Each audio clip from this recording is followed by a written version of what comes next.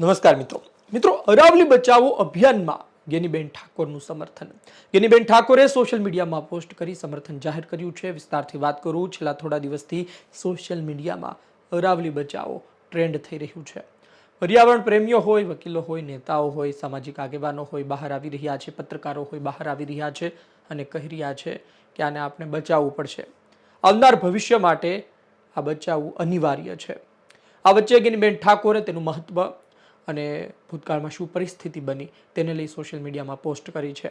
ગેનીબેન ઠાકોરનું આ સમર્થન જોવામાં આવી રહ્યું છે કે આવનાર દિવસમાં આને લઈ કોઈ મોટા સમાચાર આવે અથવા તો લોકો સામે આવે તો ગેનીબેન ઠાકોરનું સમર્થન 100% તેની સાથે હશે અને આ સાથે જ એ પોસ્ટને જોવામાં આવી રહી છે. અતિ મહત્વની બાબત છે કે તેવું તો શું થયું, શા કારણે અરાવલી બચાવો આંદોલન ચાલી રહ્યું છે, અરાવલી બચાવો અભિયાન ચાલી રહ્યું છે. વિસ્તારથી વાત કરવી છે, તેમાં થોડી માહિતી એવી છે કે જે હું તમને જણાવું, અતિ મહત્વની છે જાણવી કે ભાઈ શું કામ ચાલી રહ્યું છે, શું પરિસ્થિતિ સર્જાણી. તો સૌ પ્રથમ સુપ્રીમ કોર્ટનો તાજેતરનો ચુકાદો અતિ મહત્વનો માનવામાં આવે છે. 20 નવેમ્બર 2025ના રોજ સુપ્રીમ કોર્ટ દ્વારા આપવામાં આવેલો ચુકાદો છે.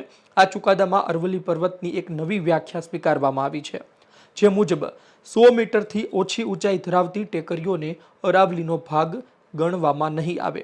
ખૂબ મોટો વિવાદ થયો આ બાદ. પરિણામ શું? આ નિર્ણયથી અરાવલીની ઘણી નીચી ટેકરીઓ પણ ખાણકામ અને બાંધકામની છૂટ મળી શકે છે, જેને પર્યાવરણવાદીઓ પર્વતમાળાના અસ્તિત્વ માટે મૃત્યુદંડ સમાન ગણે છે. એટલે કે જે નીચી પર્વતમાળાઓ છે, ટેકરીઓ છે, ત્યાં પણ ખાણકામ શરૂ થઈ જશે, બાંધકામ શરૂ થઈ જશે.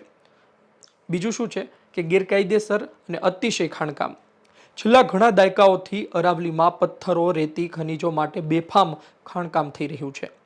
હરિયાણા અને રાજસ્થાનના ઘણા વિસ્તારો તો આખી પર્વતમાળાઓ ગાયબ થઈ ચૂકી છે. આનાથી પર્યાવરણનું સંતુલન ખોરવાયું છે. ત્રીજું, રણનું આગળ વધવું. અરાવલી પર્વતમાળા થરના રણને દિલ્હી, હરિયાણા અને પશ્ચિમ ઉત્તર પ્રદેશ તરફ આગળ વધતું અટકાવવા માટે કુદરતી દિવાલ તરીકે કામ કરે છે. ખાણકામને કારણે આ પહાડોમાં 12 જેટલી મોટી તિરાડો પડી છે, જેનાથી રણની રેતી આગળ વધી રહી છે. ચોથું છે જળ સંકટ અને વાયુ પ્રદૂષણ. તેમાં છે પાણીની અછત. અરાવલીના પર્વતો વરસાદી પાણીને જમીનમાં ઉતારવાનું કામ કરે છે. જો પહાડો તોડવામાં આવે તો ભૂગર્ભ જળના સ્તર ખૂબ નીચા જશે, જે રાજસ્થાન અને હરિયાણામાં પીવાના પાણીની ગંભીર સમસ્યા સર્જશે. હવાની ગુણવત્તા. દિલ્હી એનસીઆર માટે અરાવલી શુદ્ધ હવા પૂરી પાડતા ફેફસા સમાન છે. તેને નુકસાન પહોંચાડવાથી વાયુ પ્રદૂષણ AQR ખતરનાક સ્તરે પહોંચી શકે છે. પાંચમું છેલ્લું છે વન્યજીવોનું રક્ષણ. અરાવલીમાં દીપડા, નીલગાય અને અનેક પક્ષીઓના પ્રજાતિઓ રહે છે. શહેરીકરણ અને બાંધકામના કારણે તેમને કુદરતી આવાસ છીનવાઈ રહ્યા છે, જેનાથી માનવ વન્યજીવ સંઘર્ષ વધી રહ્યો છે. અભિયાનની વર્તમાન સ્થિતિ શું છે? આ એક જન આંદોલન બની ગયું છે. સોશિયલ મીડિયા પર સેવ અરાવલી હેશટેગ સાથે હજારો લોકો પોતાની પ્રોફાઇલ પિક્ચર બદલી વિરોધ નોંધાવી રહ્યા છે. રાજકીય નેતાઓ, વકીલો અને સામાન્ય નાગરિકો એક થઈને માંગ કરી રહ્યા છે કે અરાવલીને ક્રિટિકલ ઇકોલોજીકલ ઝોન જાહેર કરવામાં આવે.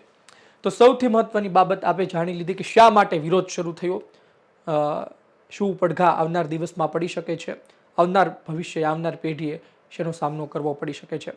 આપનું શું માનવું છે આ અભિયાનને લઈને? કોમેન્ટ બોક્સમાં જરૂરથી જણાવજો. વિડીયો પસંદ આવ્યું હોય લાઈક કરજો, શેર કરજો. જેમને ખબર નથી તેમના સુધી પહોંચાડજો. ધન્યવાદ.